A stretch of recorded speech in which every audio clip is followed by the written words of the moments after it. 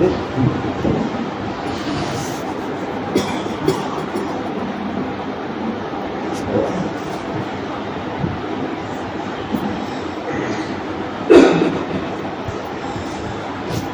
علیکم ورحمۃ اللہ وبرکاتہ.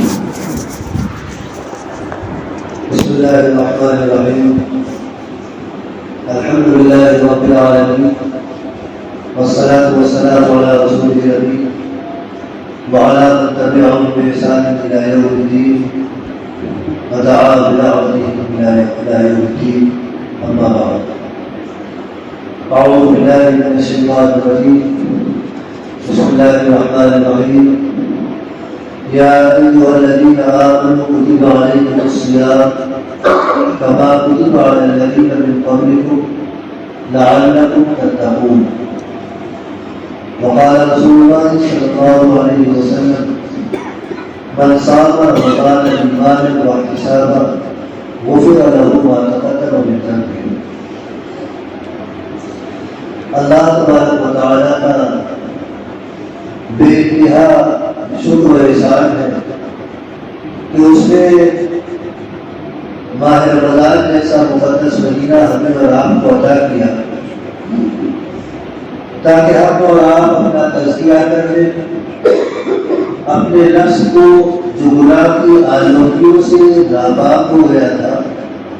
اسے اچھی طرح سے پاک کر دیں. 11 مہینے ہم اللہ تعالیٰ کی نافرمانی کرتے رہے، زندگی کو اپنی مرضی کے مطابق چلاتے رہے اور شریعت اور اس کے احکامات کو بالکل نظر انداز کر دیا. یہ سوچا کہ زندگی ہماری ہے تو مرضی ہماری ہونی چاہیے، خواہش ہماری پوری ہونی چاہیے، اور اس طرح سے ہم نے اپنی خواہشات کو پورا کرنے کے تعلق سے اپنے آپ کو یہ سمجھا کہ زندگی کا کمال اور زندگی کی معیار اسی ہے. چنانچہ قدم قدم پر نافرمانی کی، اللہ تعالیٰ کے احکامات کو توڑتے رہے اور کسی قسم کا کوئی احساس نہیں پیدا ہوا، یہاں تک کہ مسلمان ہونے کی حیثیت سے ہمارے اندر کبھی اس بات کا کوئی اشارہ اور کنایہ بھی نہیں پایا گیا کہ ہم کیا کر رہے ہیں اور ہماری کیا ذمہ داری ہے. کیا ہمیں اسی طور پر اپنی زندگی کو گزارنا چاہیے؟ کیا ہمیں اسی انداز سے زندگی گزارنے کی پیدا کیا گیا؟ جبکہ اللہ تعالیٰ کا یہ فرمان بھی ہمارے سامنے ہے کہ ما خلقت الجن والانس الا لیعبدون. ہم نے تمام انسانوں کو اور تمام جنوں کو ایک بنیادی مقصد اپنی اطاعت اور فرمانبرداری ہے اسی لیے پیدا کیا. یہ ہماری آپ کی زندگی کا بنیادی مقصد ہے کہ ہم اللہ تعالیٰ کے فرمانبردار بنتے رہے، ہم اللہ تعالیٰ کی مطیع بنتے رہے. جو کچھ اس نے ہم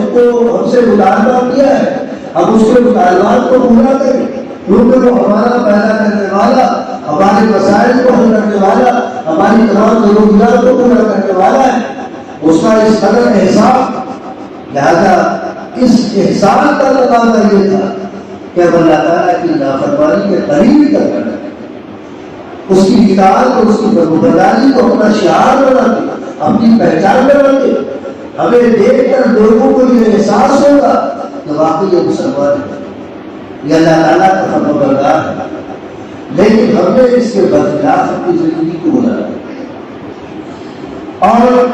جب اللہ تعالیٰ کے مقصد سے ہٹ کر اپنی زندگی کو گزارا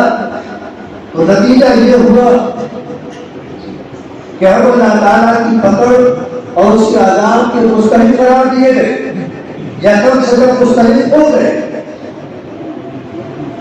کیونکہ اللہ تعالیٰ نے فرمایا ان الذین کفروا بآیاتنا سوف نصلیہم نارا وکان ذلک علی اللہ یسیرا. جن لوگوں نے ہمارے احکامات کا انکار کیا ہے ہم ان کو جہنم نصیب کریں گے، اور یہ بات ہمارے لیے کچھ مشکل نہیں، بہت آسان ہے کہ ان سب کو جہنم پہ ڈالیں گے. تو اس اعتبار سے ہم نے آپ کو جہنم کا مستحق بنا دیا. لیکن چونکہ اللہ تعالیٰ کی ایک مخلوق ہونے کی حیثیت سے ہم اور آپ اور دنیا کے تمام انسان اس کی مخلوقات کا عجیب شاہکار ہے. ایسی مخلوق کوئی اور نہیں۔ اللہ تعالیٰ کو اپنے بندوں پر، اپنی اس مخلوق پر ترس آیا ہے۔ یہ بڑی تعداد ہے جو جہنم میں جا رہی ہے، اور اللہ تعالیٰ نے اپنے کسی ایک بندے کو بھی جہنم میں ڈالنے کے لیے نہیں پیدا کیا۔ اس بات کو آپ سمجھ، یہاں تک کہ اللہ تعالیٰ نے ابو لہب اور ابو جہل کو بھی جنت کے لیے پیدا کیا تھا، جہنم کے لیے نہیں پیدا کیا۔ اور اسی طرح سے جو بھی کفار تھے، اور اس وقت بھی جو ہے، اگر اسی حالت پر دنیا سے چلے گئے جس حالت میں اس وقت ہے تو جہنم میں جائے گا، لیکن اگر اپنی حالت کو تبدیل کر دیا، اللہ تعالیٰ کی طرف چلے آئے تو یہ انشاءاللہ جنت میں جائے گا۔ چنانچہ اس اعتبار سے اللہ تعالیٰ نے ابو لہب اور ابو جہل کو بھی پیدا کیا تھا جنت ہی کے لیے، لیکن انہوں نے نافرمانی کی، اسلام سے دشمنی کی، نبی سے دشمنی کی، نبی کو قدم قدم پر ستایا، ہر طرح سے آزاد پہنچایا، اور اسی حالت میں دنیا سے چل گئی، لہذا وہ جہنم کا مستحق قرار دیا۔ ہماری آپ کی نافرمانیاں کچھ ایسی ہی تھی، اور ہم اور آپ بھی جہنم کی طرف چلے آئے ہیں۔ اللہ تعالیٰ نے ماہ رمضان جو تزکیے کا مہینہ کہا جا سکتا ہے، پاکیزگی کا مہینہ، کہ انسان کو پاکیزہ کرنے والا مہینہ ہے، وہ رمضان کا مہینہ ہم اور آپ کو دیا جاتا ہے۔ قرآن نے فرمایا یا ایھا الذین آمنوا کتب علیکم الصیام کما کتب علی الذین من قبلکم، اے ایمان والو تم پر روزہ فرض کیا گیا جس طرح سے پچھلے تمام لوگوں پر اور پچھلی تمام امتوں پر روزہ فرض کیا گیا، اور اس لیے فرض کیا گیا کہ لعلکم تتقون، تمہارے اندر اللہ تعالیٰ کا تقویٰ اور اللہ تعالیٰ کا ڈر اور خوف پیدا ہو۔ یہ جو تم اللہ تعالیٰ کی یعنی اللہ تعالیٰ سے بجڑ ہو کر زندگی گزار رہے ہو، اور تمہیں ذرا بھی احساس نہیں ہوتا کہ تم کہاں جا رہے ہو، قیامت کے دن اللہ تعالیٰ کے سامنے کس طرح سے کھڑے ہو گے، کیا اللہ تعالیٰ تم کو دکھاؤ گے، اپنے اعمال اور اپنے کاموں کا کیا جواب دو گے، تمہیں احساس نہیں ہوتا۔ لہذا تمہارے اندر تقویٰ پیدا ہو جائے، جو گندگی تمہارے اندر آ چکی ہے نافرمانیوں کے نتیجے میں، وہ گندگی صاف ہو جائے، تمہارے قلوب مجلہ اور مصفہ ہو جائے۔ آپ نے پڑھا بھی ہوگا، سنا بھی ہوگا کہ جب انسان اللہ تعالیٰ کی نافرمانی کرتا ہے، گناہ کرتا ہے، تو اس کے دل پر ایک سیاہ نقطہ لگ جاتا ہے۔ اگر وہ اللہ تعالیٰ سے معافی مانگ لیتا ہے تو اللہ تعالیٰ اس کے اس نقطے کو، دل کے اس نقطے کو صاف کر دیتا ہے، اور دل پھر صاف و شفاف ہو جاتا ہے۔ اور اگر اس نے معافی نہیں مانگی، پھر کوئی گناہ کیا تو پھر ایک نقطہ لگ گیا، پھر کوئی گناہ کیا تو پھر ایک نقطہ،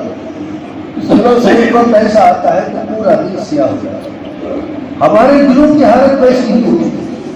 11 مہینے مسلسل نافرمانی کی ہے، 11 مہینے مسلسل اپنی مرضی پر اپنی زندگی کو چلایا ہے، اللہ کی مرضی کو بالائے طاق رکھ دیا، نبی کے طریقے کو، نبی کی مرضی کو بالائے طاق رکھ دیا۔ ہماری اپنی زندگی ہے، ہماری اپنی مرضی پوری ہونی چاہیے، اس طور پر زندگی کو گزارا، جس کا نتیجہ یہ ہوا کہ دل کالے پاس ہوا۔ اللہ تعالیٰ نے ایک مہینہ ایسا عطا کیا کہ جس میں انسان مخصوص عبادتوں کو انجام دے کر اللہ تعالیٰ سے معافی مانگ، اللہ تعالیٰ کے سامنے گڑگڑا کر، اپنے گناہوں کی معافی مانگ کر اپنے آپ کو اللہ تعالیٰ کے سامنے کھڑا کرنے کا قابل بنا دے، اور اس کو جس جگہ کے لیے پیدا کیا ہے اس جگہ کا وہ اپنے آپ کو حقدار بنا۔ اللہ تعالیٰ نے ہمیں اور آپ کو، جیسا کہ میٹنگ سے پہلے کہا کہ تمام انسانوں کو اللہ تعالیٰ نے جنت کے لیے پیدا کیا، جہنم کے لیے کسی کو نہیں پیدا کیا۔ تو جنت کا حقدار اور اپنے آپ کو جنت کا اہل بنا لے، ماہ رمضان اس لیے جائے گا کیونکہ جنت انہی لوگوں کے لیے ہے جو ایک صاف ستھری زندگی گزار کر اللہ کے پاس پہنچے۔ غیر پاکیزہ زندگی لے کر جو لوگ جائیں گے وہ کم از کم پہلے مرحلے میں تو جنت میں نہیں جا سکتے، باقی اللہ تعالیٰ کا فضل ہو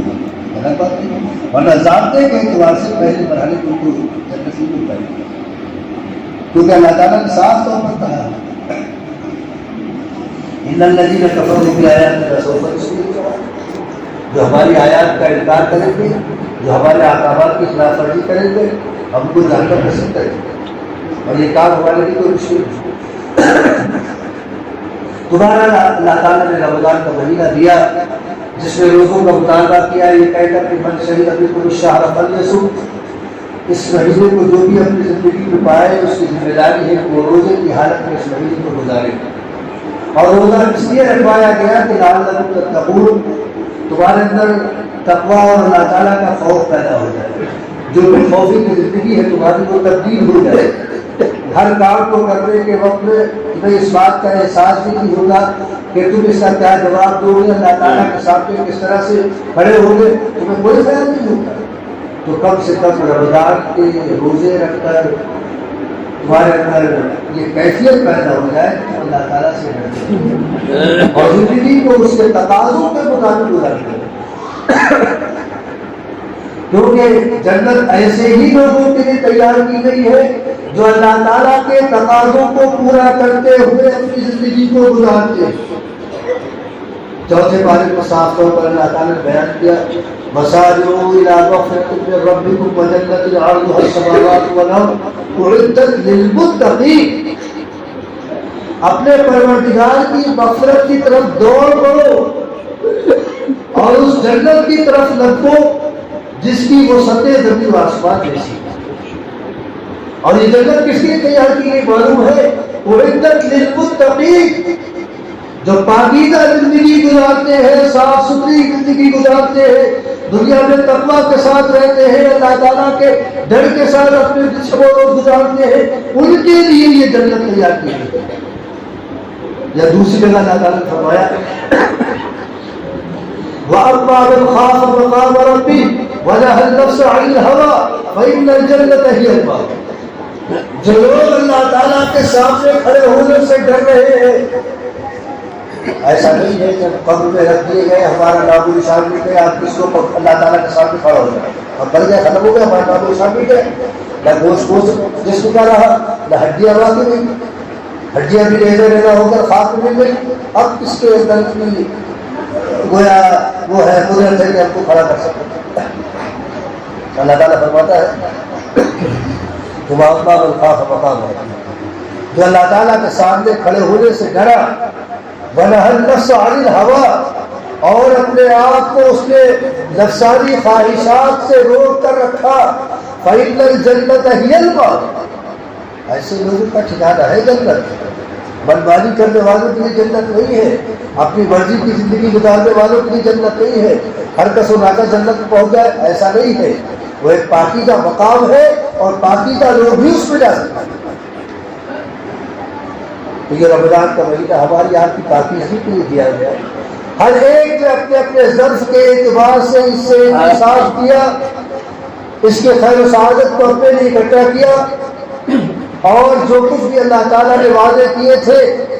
ان وعدوں کو اپنے حق میں کرنے کی کوشش کی۔ اور آج کا یہ دن اسی مسرت اور شادمانی کے لیے دیا گیا کہ اللہ تعالیٰ نے تمہاری عبادتوں کو جو کچھ بھی تم نے نیکیتی سے کی ہے اللہ تعالیٰ نے قبول کیا ہے، تمہارے روزوں کو، تمہاری تراویح کو، تہجد اور نوافل کو، تلاوت کو اور دیگر جو بھی تم نے دیکھا اللہ نے قبول کیا ہے، لہذا اب اس کی خوشی پہ اللہ تعالیٰ کے سامنے سر مسجود ہو جاؤ کہ اللہ تعالیٰ نے تمہارا تزکیہ کر دیا ہے، تمہیں پاک اور صاف کر دیا ہے۔ اللہ تعالیٰ آج کے دن اپنے فرشتوں کو مخاطب کر کے فرماتا ہے، اور ممکن ہے کہ سو بھی اللہ تعالیٰ اپنے فرشتوں سے پوچھ رہا ہو، بتاؤ ما جزاء اجیر الوفا عملہ، اس مزدور کی مزدوری کیا ہے، اس مزدور کی کا بدلہ کیا ہے کہ جس نے اپنے عمل کو، اپنے کام کو پورا کر لیا، جو کام اس کی ذمہ داری میں دیا گیا تھا اس کام کو اس نے پورا کیا۔ ہماری آپ کی ذمہ داری پہ رمضان کے روزے دیے گئے، بہرحال اپنی استطاعت کے اعتبار سے ہم نے بھی کوشش کی، آپ نے بھی کوشش کی، اور روزوں کی تکمیل کی اللہ کے فضل سے، اس کی توفیق سے۔ راتوں میں بھی دن بھر کی تھکان کے باوجود تراویح کا اہتمام کرنے کی کوشش کی، تلاوت بھی کی ہے اور دیگر کام کی ہے۔ وفا عمل ہے، کوشش تو کی کہ کام پورا کر دے، جو ذمہ داری دی گئی اس ذمہ داری کو پورا کر دے۔ تو اب بتاؤ اے فرشتوں، جس نے اپنے کام کو پورا کیا ہے اس کی مزدوری کیا ہونی چاہیے؟ فرشتے کہتے ہیں جزاؤہ ان یوفی اجرہ، اس کی مزدوری یہ ہے کہ اس کا بھرپور بدلہ دے دیا جائے۔ حالانکہ اللہ تعالیٰ کو معلوم ہے، لیکن فرشتوں کو مخاطب کرنا ہے، فرشتوں پر فخر کرنا ہے، کیونکہ یہی فرشتے تو ہیں جنہوں نے کل اعتراض کیا تھا۔ جب اللہ تعالیٰ نے یہ بات ارشاد فرمائی ہمارے آپ کے متعلق کہ انی جاعل فی الارض خلیفہ، ہم زمین پر انسانی شکل میں اپنا جانشین بنانا چاہتے ہیں، تو فرشتوں نے ہی کہا تھا اتجعل فیہا من یفسد فیہا ویسفک الدماء، پروردگار کیا بات ہے، اس کی کیا ضرورت پیش آ گئی؟ آپ ایسے کو اپنا جانشین بنانا چاہتے ہیں جو زمین میں فتنہ فساد خونریزی اور دنگے اور ہنگامہ کرے، آپ اس کو اپنا جانشین بنانا چاہتے ہیں؟ کیا ہماری عبادتیں کافی نہیں ہے، ہماری تسبیح و تقدیس کافی نہیں ہے، ہماری حمد و ثناء کے لیے کافی نہیں ہے؟ تو اللہ تعالیٰ نے فرمایا تھا انی اعلم ما لا تعلمون، میں جانتا ہوں وہ کچھ جس تم نہیں جانتے۔ ہر ایک ایسا نہیں ہوگا، ایسے بھی ہوگے جو ہمارے فرما بردار ہیں، اور بہرحال اللہ تعالیٰ کے گمان کو ہم نے آپ نے کسی حد تک پورا کرنے کی کوشش کی کہ فرما برداری کے ساتھ زندگی کم از کم رمضان کے مہینے کو گزاری ہے۔ اس لیے اللہ تعالیٰ فرماتا ہے ملائکتی، اے فرشتوں گواہ رہو، عبیدی و عبادی قدر فریضتی علیہم، میرے بندوں نے میری بندیوں نے جو ان کو ذمہ داری دی تھی وہ ذمہ داری انہوں نے پوری کر لی۔ ثم یعجون الی الدعاء، اب وہ ہاتھ اٹھائے ہوئے ہیں اپنے دعاؤں میں، وہ گڑگڑا رہے ہیں کہ اللہ ان عبادتوں کو قبول کر لے، اے اللہ اپنی رضا سے سرفراز کر دے، اے اللہ سارے گناہوں کو معاف کر دے، صغائر کو بھی معاف کر دے، کبائر کو بھی معاف کر دے، دانستہ کو بھی معاف کر دے، ناعلمی میں جو کیے گئے وہ بھی معاف کر دے، جو ہمیں یاد ہے وہ بھی معاف کر دے، جو نہیں یاد ہے اور تیرے علم میں ہے ان کو بھی معاف کر دے۔ دعائیں کر رہے ہیں لَأُجِيبَنَّهُمْ، فرشتوں گواہ رہو کہ میں اپنے بندوں اور بندوں کی دعاؤں کو قبول کروں گا۔ اور اللہ تعالیٰ فرماتا ہے ارجعوا قد غفرت لكم، جاؤ معاف کر دیا، تمہارے سارے گناہ معاف کر دیے، اور صرف گناہ ہی معاف نہیں کیے بلکہ قد بدلت سیئاتکم حسنات، جو تمہاری لغزشیں تھیں ان کو نیکیوں سے بدل دیا۔ فَيَرْجِعُونَ غَفُورًا لَهُمْ، اور یہ سب کے سب بخش بخشائے ہم اور آپ ابھی مسجد سے نکلیں گے، آتے وقت بھی فرشتوں نے ہم سے آپ سے مصافحہ کیا اور بشارتیں دی، اور جب یہاں سے نکلیں گے دو گانا ادا کر کے تو فرشتے اللہ تعالیٰ کی طرف سے مغفرت کا مژدہ سنا دیا کہ اللہ تعالیٰ نے تم کو معاف کر دیا، تمہارے سارے گناہوں پر پانی پھیر دیا، تمہارے نام اعمال کو صاف ستھرا کر دیا، پاکیزہ کر دیا۔ اب اس مژدے کے سننے کے بعد، حالانکہ ان کانوں سے نہیں سنیں گے لیکن جب نبی فرما رہے تو یقیناً ہم سنیں گے، دل کی آواز سے، دل کے کانوں سے سنیں گے۔ اب ہماری آپ کی ذمہ داری ہے کہ اس مغفرت کی حفاظت کی جائے، اپنی نیکیوں کی حفاظت کی جائے، اپنے روزوں کی، اپنی تراویح کی، اپنی تلاوت کی حفاظت کی جائے۔ عید کا دن اس لیے دیا گیا ہے کہ جو مغفرت ہوئی ہے اس کی خوشی مناؤ۔ یہ ان لوگوں کی نہیں ہے جو نیا لباس پہن لیں گے۔ ہم نے آپ نے نیا لباس پہن لیا، اگر زندگی میں تبدیلی نہیں آئی تو پھر نہ عید کا کوئی یعنی اس کا فائدہ ہے نہ رمضان کا کوئی فیض ہے۔ عید ان لوگوں کے لیے ہے جو اللہ تعالیٰ کی یعنی جن چیزوں سے اللہ تعالیٰ نے ڈرایا ہے ان سے ڈر کر رہے، اللہ تعالیٰ کی پناہ سے ڈرے، قیامت کے دن کی ہولناکیوں سے ڈرے، جہنم کے عذابات سے ڈرے۔ جن لوگوں نے اس طرح سے اپنے اندر ڈر کو بسایا ان کی عید ہے سب۔ نہ کہ نئے کپڑے پہننے والوں کی۔ رمضان میں جو توبہ کی ہے افطار کے وقت میں یا سحر کے وقت میں یا اور دیگر اوقات میں، اس توبہ کی حفاظت کرے۔ اللہ تعالیٰ سے توبہ اس طور پر کیے کہ اب گناہ نہیں کریں گے، تو یاد رکھیے کہ اب گناہ نہیں کرنا ہے، صاف ستھری زندگی ہونی چاہیے۔ یہ نہیں کہ رمضان گزر گئے، رمضان تو ایک لباس تھا جو پہن لیا تھا، اب اتار دیا ہے، پھر پرانی زندگی کی طرف لوٹ گیا۔ اگر پرانی زندگی کی طرف لوٹ گئے تو سمجھ لیجیے گا کہ رمضان کی عبادتیں ضائع ہو گئی۔ اللہ تعالیٰ نے مغفرت کا جو پروانہ دیا تھا یا سنایا تھا وہ ہم نے ضائع کر دیا۔ رسول اللہ صلی اللہ علیہ وسلم نے زندگی کا جو ضابطہ دیا ہے، زندگی کا جو نقشہ دیا ہے، اس نقشے کے مطابق، اس ضابطے کے مطابق ہماری زندگی ہونی چاہیے۔ اسی وقت سے یعنی کہ عید کا دن ہے، خوشی کا دن ہے تو آج تو موج بنا لے، آج تو مستی کر لے، کل سے دیکھا جائے گا، کل سے نہیں ابھی سے دیکھ، کل کس نے دیکھا ہے؟ ہماری آج کی زندگی میں اس بات کی کیا ضمانت ہے کہ کل کا دن آئے گا؟ آج ہی کا دن پورا نہ ہونے پر تو کیا کیا جا سکتا ہے؟ ہم کل کے انتظار میں ہیں کہ کل سے ہم اپنی زندگی کو صاف ستھرا گزاریں گے۔ ابھی سے اپنی زندگی کو صاف ستھرا گزارنا ہے اور اپنی عبادتوں کی حفاظت کرنا ہے، اپنے رمضان کی حفاظت کرنا ہے، جو خیر و سعادت کا حصہ ہم کو ملا ہے اس کی حفاظت کرنا ہے، تاکہ کل یہ قیامت کے دن ہمارے آپ کے کام آسان ہو۔ رسول اللہ صلی اللہ علیہ وسلم نے ایک موقع پر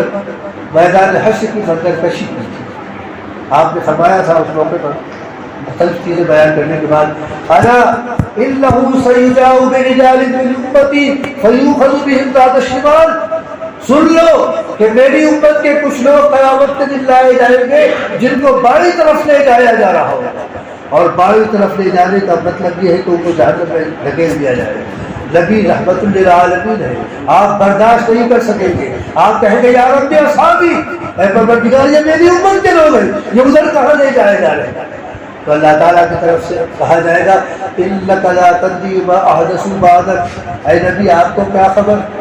کہ انہوں نے آپ کے بعد کیا گل کھلائے؟ آپ دنیا سے جب رخصت ہو گئے تو انہوں نے کیا کیا آپ کو نہیں معلوم؟ اللہ کے رسول فرماتے ہیں فَأَقُولُ كَمَا قَالَ الْعَبْدُ الصَّالِحُ إِن تُعَذِّبْهُمْ فَإِنَّهُمْ عِبَادُكَ وَإِن تَغْفِرْ لَهُمْ فَإِنَّكَ أَنْتَ الْعَزِيزُ الْحَكِيمُ۔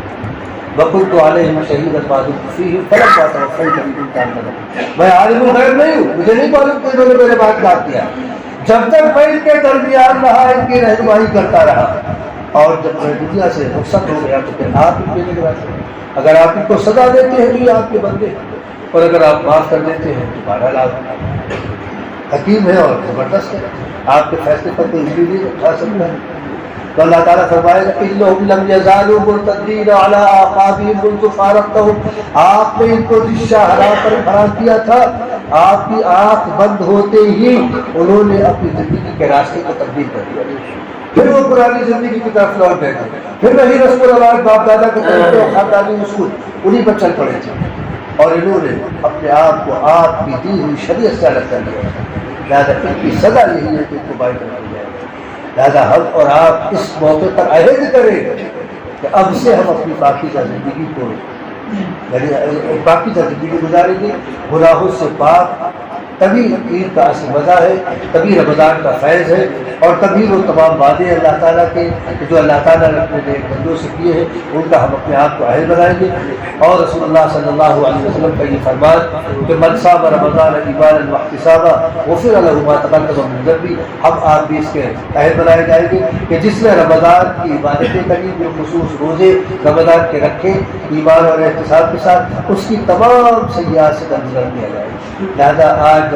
ہمیں آپ کو اس کا موضوع سنایا جائے تو پھر ہم زندگی میں اس کی حفاظت کریں اور اس کی خلاف ورزی نہ کریں، اور نبی کا وہ فرمان ہمارے پیش نظر رہنا چاہیے جس میں آپ نے فرمایا من اکل طیبا وعمل فی سنہ وامن الناس بوائقہ دخل الجنہ، جس نے اپنی تمام ضروریات کو حلال چیزوں سے پورا کیا، کھانا پینا کپڑا رہائش اور دیگر جو بھی ضرورت ہے حلال چیزوں سے اپنی ضرورتوں کو پورا کیا، اور وعامل فی سنت نبوی طریقے کے مطابق زندگی کو گزارا ہے۔ طریقہ نبوی جو ہے اس طریقے کو اختیار کیا اپنی زندگی کے لیے، اور اسی کے مطابق اپنی زندگی گزارا. وَأَمِنَ النَّاسُ بَوَائِقَ، اور بالخصوص علیحدہ سے آپ نے ذکر کیا، بالخصوص لوگوں کو اپنے شرور سے محفوظ رکھا، اپنی شرارتوں سے محفوظ رکھا، اپنی تکلیفوں سے یعنی اذا رسانیوں سے محفوظ رکھا. دخل الجنہ، جنت میں وہ داخل ہو گیا. یہ اصول دیا گیا، یہ ضابطہ دیا گیا، یہ نسخہ فیریہ دیا گیا جنت میں داخل ہونے کا. لہٰذا ضرورت ہے اس بات کی کہ ہم اور آپ اپنی زندگی کو جو آج پاکیزہ انشاءاللہ کر دی جائے گی اور مغفرت کا پروانہ دے دیا جائے گا اور مدعا سنا دیا جائے گا کہ آج تم اپنے گھر کو اس حال میں لوٹو کہ تمہاری بھرپور مغفرت کر دی گئی. اب اس مغفرت کی حفاظت کریں، اس طرح سے اپنے روزوں کی، اپنی عبادتوں کی حفاظت کریں گے اور آئندہ زندگی ہماری اس ایک مہینے کے زیر سایہ گزرنا چاہیے. جس طرح سے رمضان میں ہم نے اپنے آپ کو بہت ہی محفوظ طریقے پر رکھا، زبان کی بھی حفاظت کی، آنکھوں کی بھی حفاظت کی، کانوں کی بھی حفاظت کی، اپنے ہاتھ پیروں کی حفاظت کی، دل و دماغ کی حفاظت کی. صرف روزہ حلق کا نہیں رکھا تھا کہ کھانے پینے سے اپنے آپ کو بچایا، بلکہ ہر وہ چیز جو اللہ تعالیٰ کے نزدیک ناپسندیدہ تھی ہم نے اس سے روزہ رکھا. لہٰذا یہ روزہ ہمارا 11 مہینے تک رہنا چاہیے، اسی انداز سے ہمارے 11 مہینے گزرنا چاہیے. اب اجازت کھانے پینے کی دی گئی ہے، بلکہ باقی تمام چیزوں کا روزہ آج بھی ہے، کل بھی ہوگا اور آئندہ بھی ہوتا رہے گا. اللہ تبارک و تعالیٰ ہم تمام مسلمانوں کو اپنی مرضی کے مطابق زندگی گزارے اور ایک پاکیزہ زندگی کے ساتھ دنیا سے مشغول کی توفیق عطا فرمائے. وما علینا الا البلاغ المبین واللہ یقول الحق ویهدی السبیل.